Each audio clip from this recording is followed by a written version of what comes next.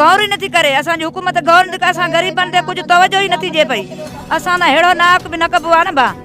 गरीब असां काॾे वञूं, हुनजे हक़ त चऊं त हक़ आहे, ना हक़ आहे असां सां, सभु कूड़ आहे। असां सॼी उमिरि जा वेठल आहिनि, 50-60 साल थी विया, असांजा अबा ॾाॾा बि हिते मरी विया आहिनि, असुल जा वेठल आहियूं, कॾहिं बि असां ग़लती न थी आहे। हाणे पाण में असां अक सां आहियूं, पाण में विढ़ियल आहियूं, पाण में था असांजा कनि पिया। ॿियो कुतूर असांजा भाउ पकड़ियो पुलिस, घरों वञी अथऊं खणी विया थाणे अथऊं, असांजो बेकसूर आहे, बेनाहक आहे, असांजो मारे छॾियो अथई, गुम कयो अथई, 12-11 ॾींहं आहे, असांजो ज़ाहिर न कयो अथई, ॻोल्हे ॻोल्हे थकिजी पिया, असां हथां मां तूं ॾिनो आहियूं, वठी वञी असांजो गुम कयो अथई, असांजो ज़ाहिर ई न कयो अथई, हिन महिल तो ई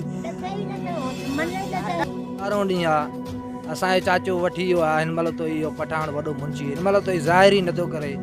घटि में घटि ज़ाहिर करे त को हुनखे लटो कपिड़ो ॾियणु थियो, को मानी का ॾियणु थियो, का चांहि बोतल थी, हिन महिल ताईं असांजो माण्हू ज़ाहिर ई नथो करे, जे जा को ज़ाहिर त करे न घटि में घटि। मुंहिंजे घर वारे खे साहब मुजीद शाह पठाण जेको आहे इन घुरायो मोबाइल ते त मूंसां बचे 5 मिंट मूंसां मिली वञ, उते मुंहिंजो घर वारो वियो त अलाए काॾे खणा छॾे, मां 5 मिंटनि खां पोइ वियमि, अधु कलाक खां पोइ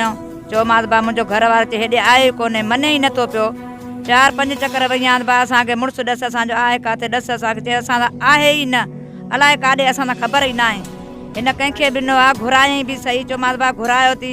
चए हासकारी तुंहिंजे छोकिरे ते केस आहिनि, कूड़ा केस, कूड़ा इल्ज़ाम, असांखे छॾनि त असां वियूं, न त असां लॾे वञूं, भला ॿियो छा कयूं।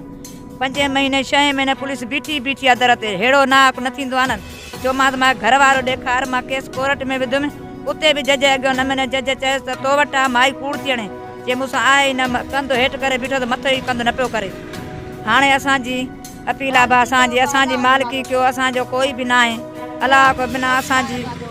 हुकूमत कुझु बि मुंहिंजे पुट ते न आहे न, मुंहिंजे मुड़ुस ते को कूड़ो इल्ज़ाम कूड़ो केस हणंदा, असां त अहिड़ो नाहक न कनि, असांखे हक़ खपे, असांजो हुकूमत गौर नथी करे, असां ग़रीबनि जो असां वञूं काॾे। असांजो नालो असांजो ग़रीब आहे, असांजो